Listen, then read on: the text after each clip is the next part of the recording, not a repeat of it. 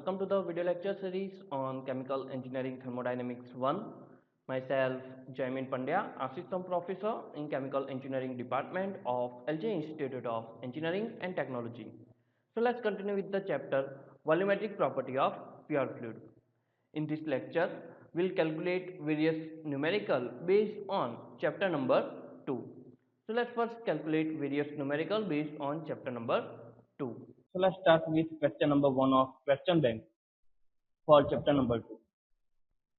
1 mole of ideal gas with Cp, which means constant pressure heat capacity, is equal to 7 by 2 R, and Cv, which means constant volume heat capacity, is equal to 5 by 2 R at point from P1 is equal to 8 bar and P1 is equal to 600 Kelvin to P1 is equal to 1 by each of following paths, such as a constant volume process, constant temperature process, and adiabatic process.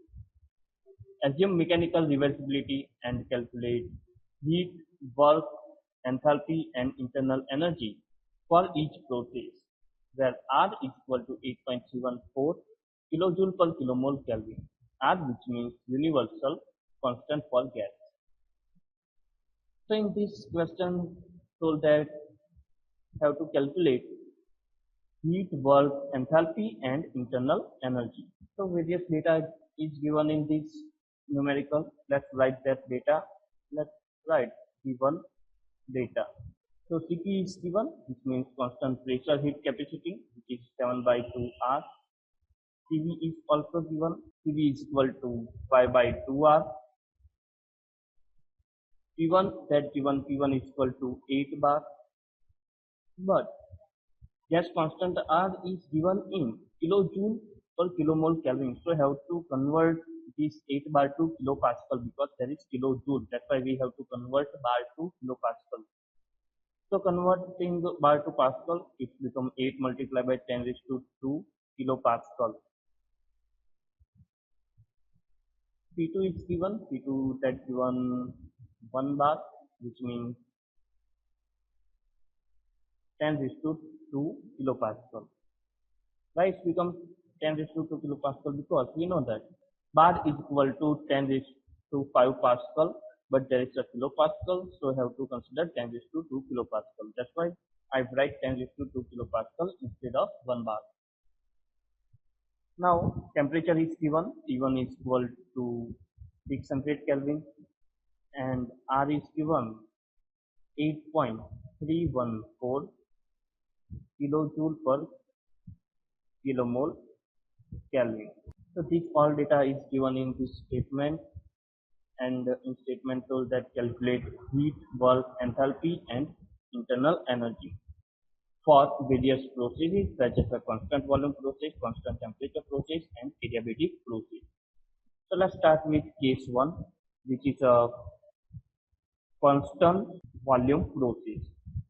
Let's find out work for this process. We know that work is given by dW is equal to E dV. So this is a constant volume process. Derivation of constant becomes 0. 0 multiplied with anything becomes 0. So can say that dW is equal to 0. So can say that W is equal to 0. So this is answer of work. Now applying first law of thermodynamics for fluid system, that can be given by delta U is equal to Q minus W. So delta U is equal to Q. W already find. Value of W is 0, so it becomes 0. So it becomes delta U is equal to Q is equal to. Now we have various data such as a constant pressure heat capacity and constant volume heat capacity. Using this data can calculate value of internal energy and heat.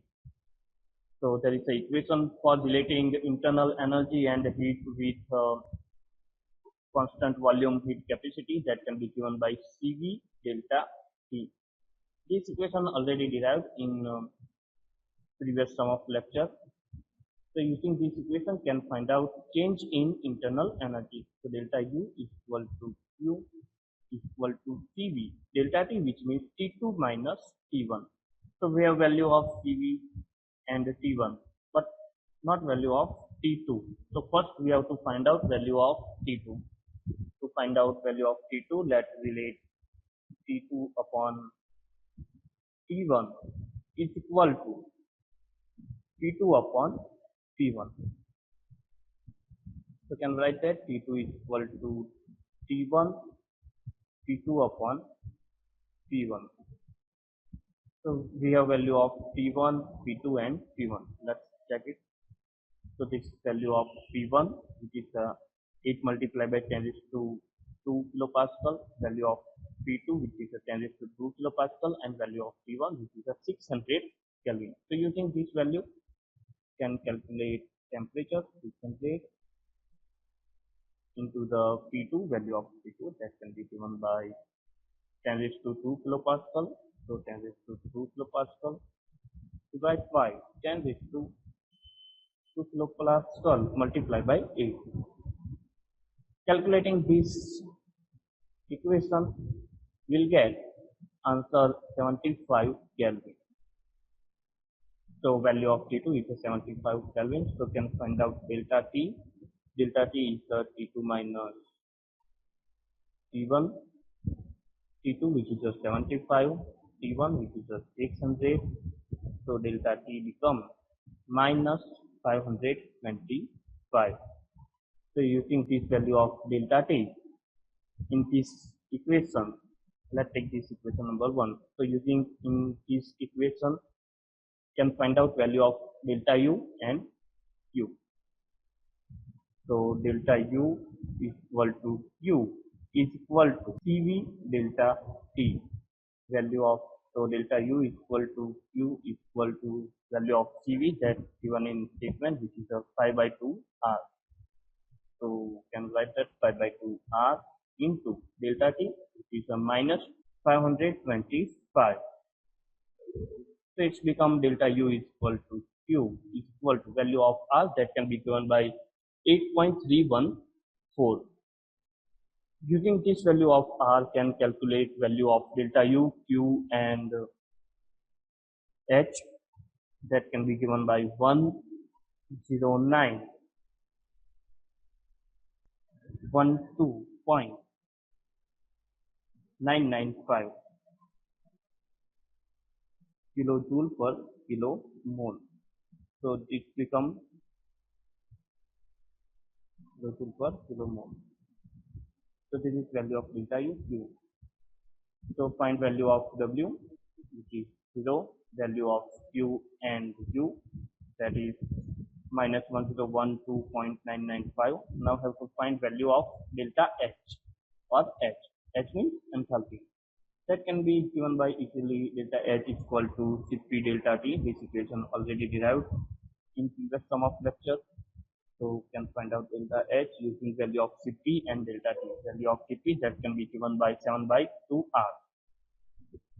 So 7 by 2 R into minus 525. So delta value of delta H that becomes, so value of delta H that becomes minus 15276 minus 15276.975 kilojoule per kilomole. So value of delta H find, value of delta U Q is find, and value of work is find. So all value of this is find for constant volume process. Now again have to find this all value for constant temperature process. So let's take case 2, constant temperature process. So have to find value of constant temperature process. For constant temperature, can easily find out delta U and delta H, which relate with heat capacity. So delta U is equal to CV delta T, we know that, and constant volume is constant, so it becomes delta U is equal to 0. Similarly, can find out enthalpy, delta H is equal to Cp delta T. Constant temperature, which means delta T becomes 0 multiplied with anything, it becomes 0, so delta H is equal to 0. So So value of delta U and delta is find. Now have to find heat and work. So using first law of thermodynamics for closed system, that can be given by delta U is equal to Q minus W. Value of change in internal energy is 0. So Q is equal to W is equal to, using equation of constant temperature, that can be given by R T1 ln T2 upon T1. So it becomes Q is equal to W is equal to 8.314 multiplied by 600 into ln P2, that can be given by statement P2 is 10 raised to 2 kilopascal. So P2 becomes 10 raised to 2 kilopascal upon 8 multiplied by 10 raised to 2 kilopascal. So this value becomes Q is equal to W is equal to, can find out, easily find out value 10373 10373.08 kilojoule per kilomole. So this is value of heat and work, which is equal for constant temperature process. So find value of delta U, which is 0, delta H is 0, value of heat and work is the same, 10373.08. Now again have to find this all value for case 3, that given by adiabatic process. Adiabatic process, which means constant heat process. So using first law of thermodynamics for closed system, that can be given by delta U is equal to Q minus W. But this is a adiabatic process, which means heat is a constant. So delta U is equal to minus W, because Q is equal to 0 for adiabatic process. Because adiabatic process, which means constant heat process, that's why Q becomes 0. So delta U is equal to minus W. So can easily find out value of delta U and W using CV delta T. CV delta T. Delta T, which means delta U is equal to minus W is equal to CV delta T, which means T2 minus T1. Already find delta T, but cannot use this delta T because this is delta T for constant volume process, and we are calculating for adiabatic process. So this delta T will be different because we already derived various equations which relate temperature and pressure for adiabatic process. So first find out T2, that can be related by T2 by T1 is equal to P2 by P1 whole raised to gamma minus 1 upon gamma. This is equation for adiabatic process which derived in previous sum of lecture. So using this equation can calculate T2. Using this equation calculate T2, that can be given by 331.22 Kelvin. Using this temperature can find out delta T. Delta T, that can be given by minus 268.7731 Kelvin. So using this delta T in this equation, you'll get delta U is equal to minus W is equal to CV delta T. So delta U is equal to minus W is equal to CV, that can be given by pi by 2 R. So using this value pi by 2 R, and delta T, that can be given by minus 268.773. So it becomes delta U is equal to value of delta 2, that can be becomes minus 5586 kilojoule per kilomole. So value of W that can be given by, this is minus W. So minus minus cancels, so it becomes 5586.44 kilojoule per kilomole. So value of work and internal energy find. Value of delta U is already found, and value of heat that can be 0 for this process. Now we have to find value of enthalpy that can be given by delta H is equal to Cp delta T. So delta H is equal to Cp that can be given by 7 by 2 R into delta T. Value of delta T is already given, minus 268.773. Using this value can find out delta H that can be given by minus 7820.93 kilojoule per kilomole. So this is all about today's lecture. I am completing my lecture here.